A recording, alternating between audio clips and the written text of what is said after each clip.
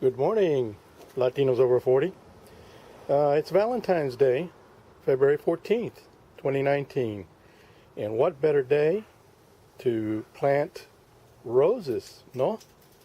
These are climbers, and I'm about to plant them.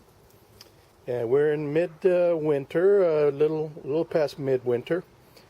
Great time to plant bare root roses. Let me give you a tour. I've got 8 of these climbers. They're all different. They're bred by a breeder called David Austin. Their headquarters out of London, but they have outlets here, one in Texas and several here in the U.S. And they're well known for being disease resistant, and I think this is a good choice. Here's one. Let's see if I can get a close-up of this. Bathsheba actually, and this is a picture of it, and in about a year or two it should look like that. There's another one. This one is called Lady of Shalott, and that's a picture of it, what it should look like in several years. There's another one, Teasing Georgia, and another one, The Generous Gardener. Oh, what a name. And then we have Tess of the Diurbilelis, whatever that is. If anybody can pronounce that, let me know. And that is a picture of it. Again, in a couple of years. And this is Red Eaton.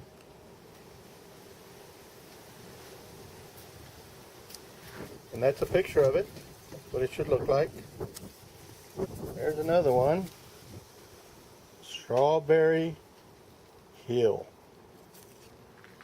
There's a picture of it. And this one is Claire Austin. Probably a granddaughter of David Austin, most likely. Anyway, these are my 8. And I'm about to put them in the ground.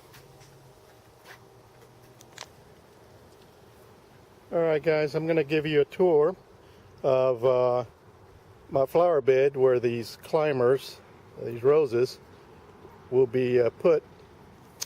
And right now it's middle of winter and I haven't done my cleanup yet. In my idea for these climbers is to plant them right here at the bottom of each post,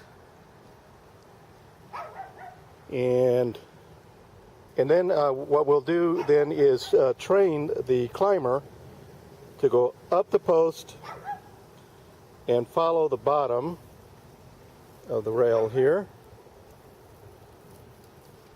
both ways, climb the post, and then go across the top of the fence,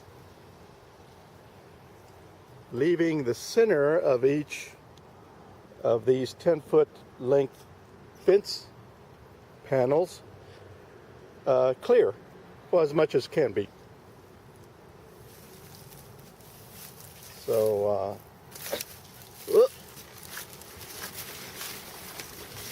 here's my flower bed, and as you can see, it's rather long. It's about just over 80 feet from way out there to here, looking the other way. Now what we want to do is clean up the flower bed, of course, but I want to get these bare root roses put in the ground as quickly as possible, and then we'll do the cleanup actually afterwards. In another video, I'll show you and give you a tour of this flower bed, and I don't know if you can see this, but about where every post is at, you'll see a fruit tree. It's a fruit tree. For instance, this is a peach tree here, and then this is a plum tree. It's a special type of plum. It's a hybrid. And let's go over to our next one. We have another tree. Produces fruit. That's a top secret. That's my favorite tree. And then, of course, we have a tree that produces berries, that kind of thing. And on and on and on, all the way to the end. So anyway, let's get started digging. All right, folks, time to dig. But first, let's do a little cleanup.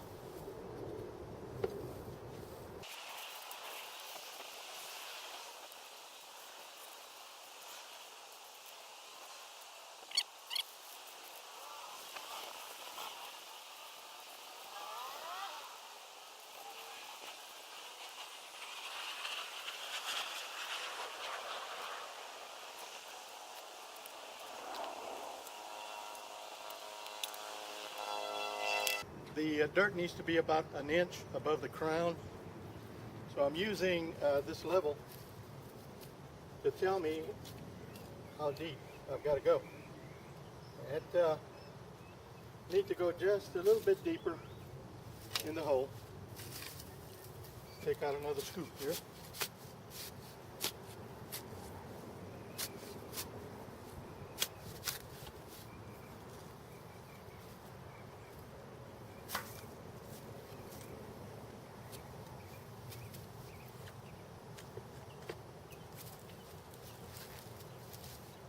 See how that looks.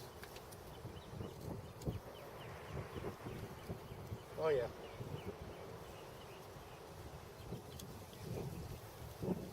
That's about right. What I'm going to use is this mycorrhiza. It's a fungal, beneficial fungi that forms a symbiotic relationship with a plant. It can be a rose, it can be anything. And what it's doing, the fungi, is going out about 20 to 25 feet all around and grabbing nutrients from the soil. And then it's bringing it back to the roots for the benefit of the plant. Then you ask, well, what's the benefit to the fungi? Well, the fungi doesn't have chlorophyll, so it can't produce its own food very efficiently. By attaching itself to the root, the rose will give the fungi the sugars, nutrients that it needs. The fungi in return will give the rose more nutrients that it wouldn't normally get. And that's what you get is a really nice rose. So that's what it is. I'll put a link in the description below.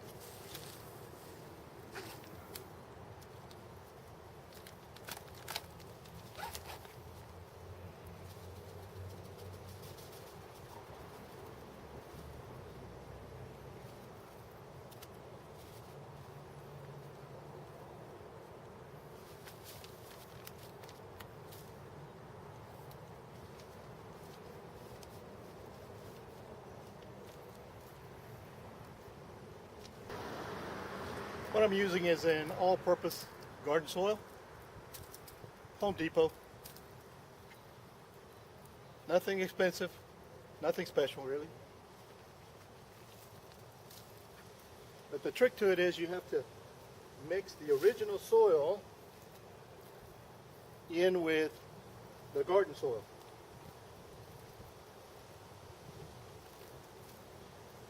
That helps the rose adjust to its new surrounding. What I'm doing is patting it down so that the soil actually makes contact with the roots.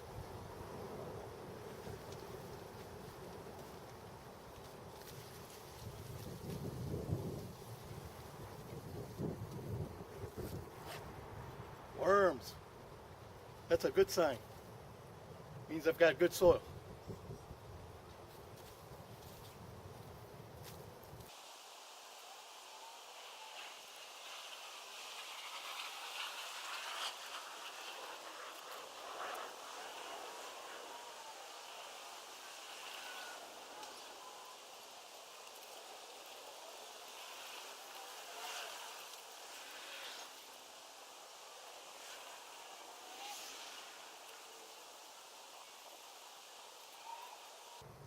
Okay, all done.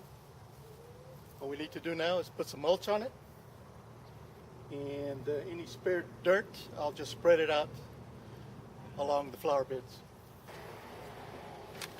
Putting a little rose in bloom, Scots, just whatever I had in the garage.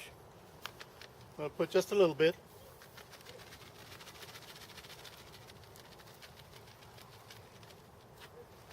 Now for some mulch.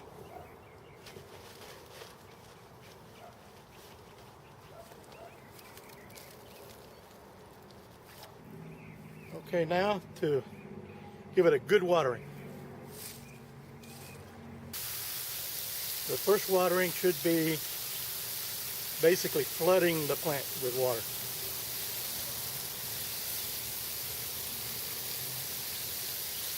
After this first watering, just water it as you normally would for any rose. Okay, I think that's it.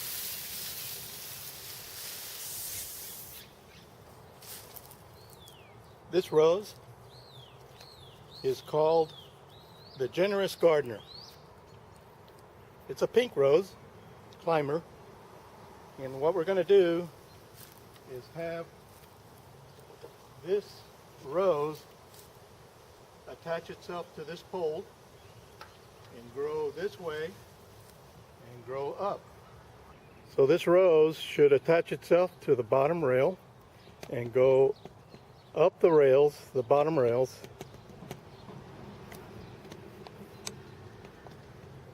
and then proceed up the pole and attach itself to the top rails here. And I'm thinking maybe 2 or 3 years and we should be good. The one thing I do ask folks who are over 40, mature Latinos, who are contemplating retirement sometime within the next 10 years, I would say get started with your garden at least 3 to 5 years before you retire. The reason being is that most of these fruit trees and plants, they really don't come into their own for about 2 to 3 years. The fruit trees, they actually don't get mature enough to produce fruit for anywhere from 3 to 5 years. So 5 years before retirement, get started with your garden. And that way when you retire, you'll be picking fruit instead of planting fruit trees, which is tough. So anyway, that's a little advice for you mature Latinos. We'll talk later.